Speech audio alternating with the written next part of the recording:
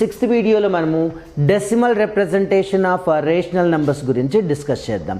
How we can express a rational number in decimal form and how many types of numbers are. We know that a number which can be expressed in the form of p by q is called a rational number. When we consider a p by q form, if we divide a numerator with a denominator, we will get its decimal representation. Let us consider one example. Suppose 15 divided by 4. Now let us express this in decimal form through normal division. And divide 15 by 4. So 4 3s 12, remainder is 3.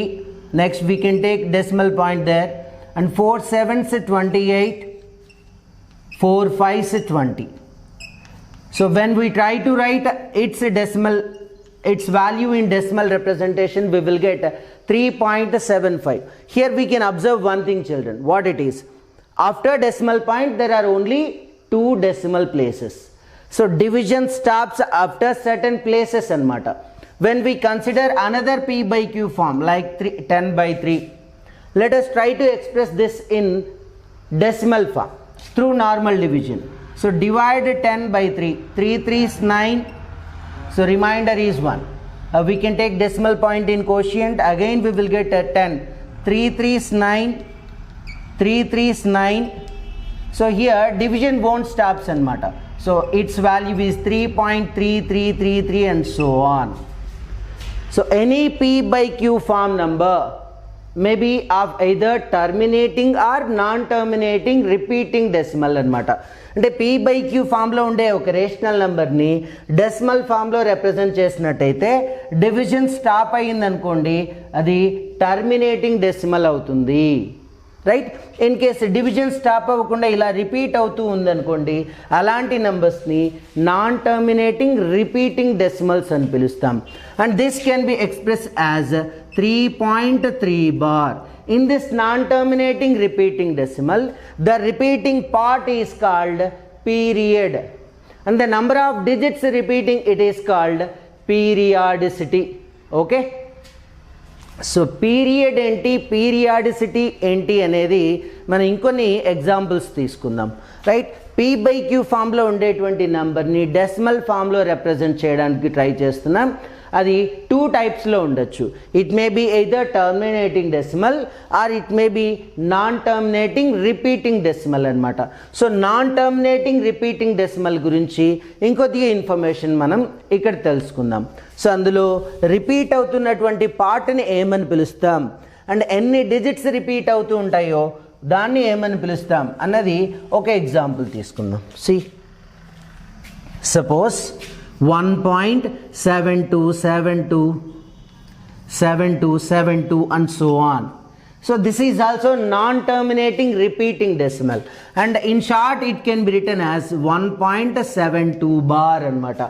A part అయితే repeat అవుతూ ఉంటుందో దానిపైన మనం just bar place చేస్తే సరిపోతుంది. This bar denotes the repetition. Okay? ఇక్కడ period అంటే ఏంటి, పీరియాడిసిటీ అంటే ఏంటి అనేది చూడాలి. In a non-terminating recurring decimal, the part or the number which is repeating is called period. ఇందులో రిపీట్ అవుతున్నటువంటి నంబర్ ఏంటి, 72. And how many digits are repeating in this recurring part అంటే 2 digits. సో దాని యొక్క పీరియాడిసిటీ ఎంత అవుతుంది, 2 అవుతుంది. Let us consider another example. Suppose 0.36232323 and so on. So దీన్ని ఎలా రాయొచ్చు అంటే 0.3623 బార్ అని రాయొచ్చు. ఏ పార్ట్ అయితే కంటిన్యూస్గా రిపీట్ అవుతూ ఉంటుందో దాన్నే మనం పీరియడ్గా కన్సిడర్ చేస్తాం. సో ఇక్కడ 23 అనేది పీరియడ్ అమ్మా. అంటే ఎన్ని డిజిట్స్ రిపీట్ అవుతూ ఉన్నాయి, 2 digits. Let us consider another example. 0.4782 and so on. Right? So this can be written as 0.4782 bar. Okay? Here period is 4782 and the periodicity is 4 anamata. So ఒక rational నెంబర్ని decimal ఫామ్లో represent చేయడానికి try చేస్తే we may get either form of terminating or non terminating repeating decimal అనమాట. So non terminating repeating డెసిమల్లో we need to understand what is period and what is periodicity. Period అంటే ఈ decimal పోర్షన్లో repeat అవుతూ ఉండేటువంటి number.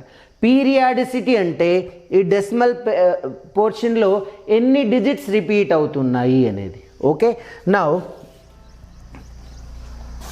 ఎక్సర్సైజ్లో కొన్ని decimal ఫామ్లో numbers ఇచ్చారమ్మా, వాటిని p/q ఫామ్లో రాయాలి. అలాగే p/q ఫామ్లో కొన్ని నంబర్స్ ఇచ్చారు, వాటిని డెసిమల్ ఫామ్లో రాయాలి. ఈ కాన్సెప్ట్ చాలా చాలా ఇంపార్టెంట్. సో ఎక్సర్సైజ్ 3లో మనకి ఫస్ట్ అండ్ సెకండ్ ప్రాబ్లమ్స్ కంప్లీట్గా వాటి గురించి ఉంది. Before that let us discuss some do this and try these problems before exercise problems. Okay,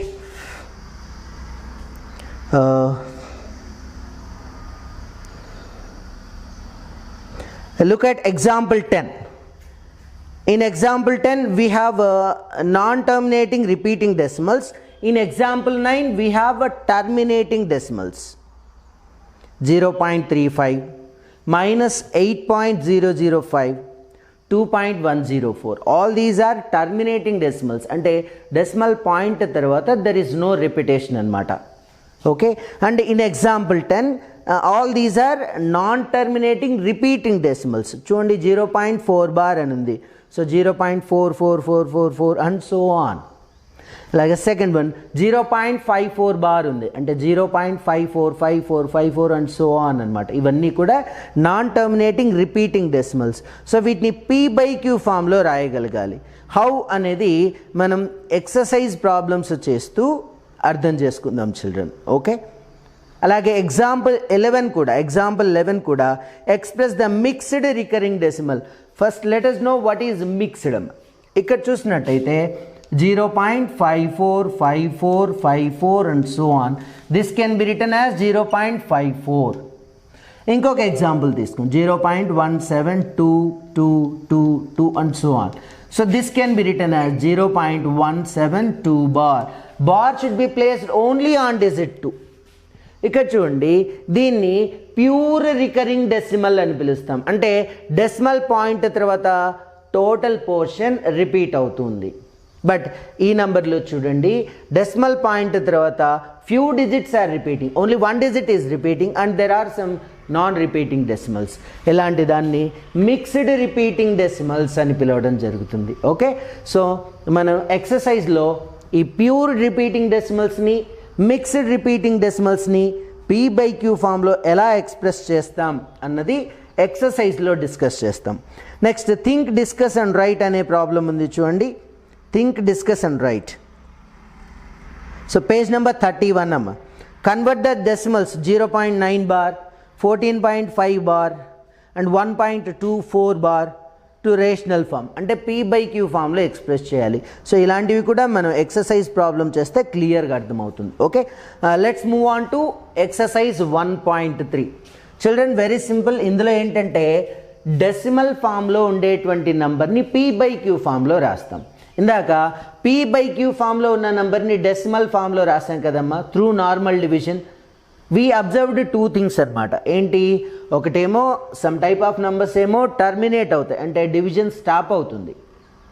those are called terminating decimal. And another type of ప్రాబ్లమ్స్లో decimal point తర్వాత something part repeat అవుతూ ఉంటుంది decimal పోర్షన్లో.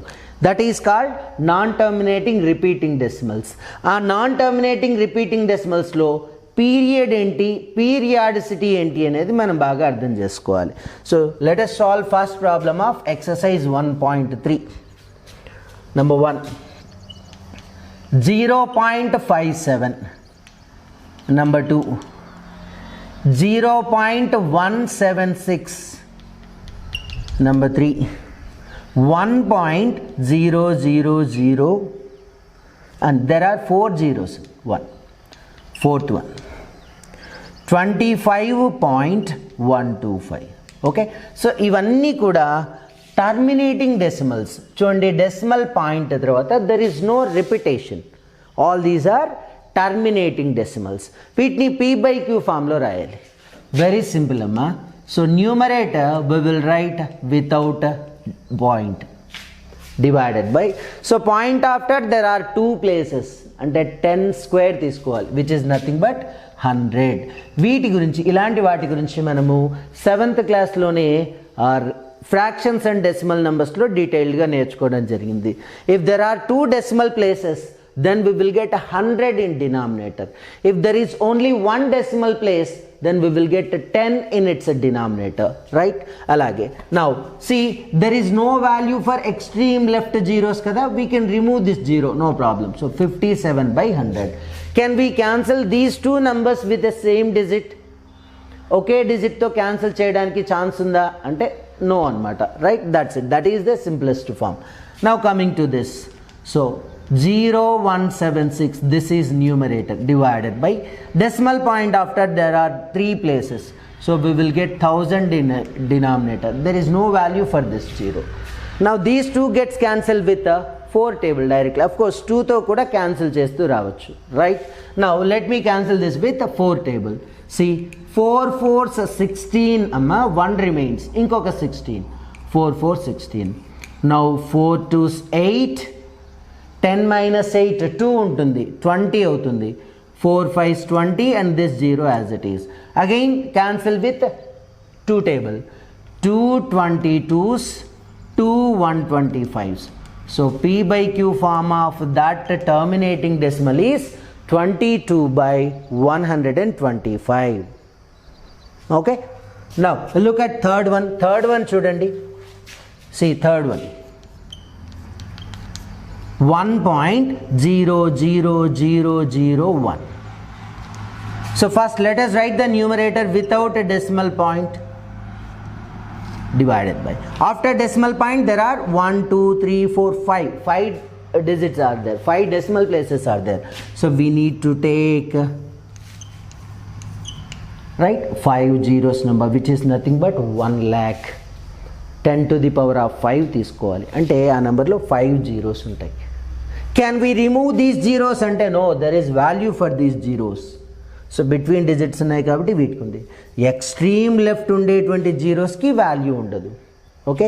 Now last one is, fourth one is 25.125. దీన్ని p by q ఫామ్లో రాయాలి. Be careful with this number. First of all numerator will be 25 divided by, and point after there are 3 decimal places, so we will get 1000. ఇక్కడ 5తో cancel చేద్దామమ్మా. Actually directly we can cancel, divide with 25, but let us divide with 5 amma. So 5 తో divide చేద్దాం. So denominator will be 5 2s 10 and we will get 2 zeros here. Next 5 5s 25.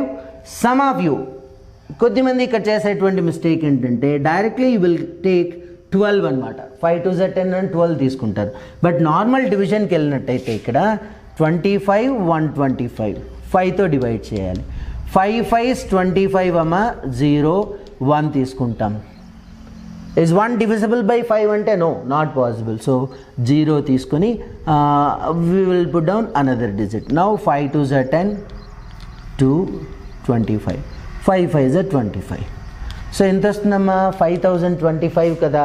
అంటే ఇక్కడ 0 మర్చిపోతాం అనమాట. So be careful with this division. So 5025. Again divide with 5 table. 5 4s 20 and this 0. 5 1 is 5, 0, another 0, 5 5s. Again divide with 5 table. 5 8s 40.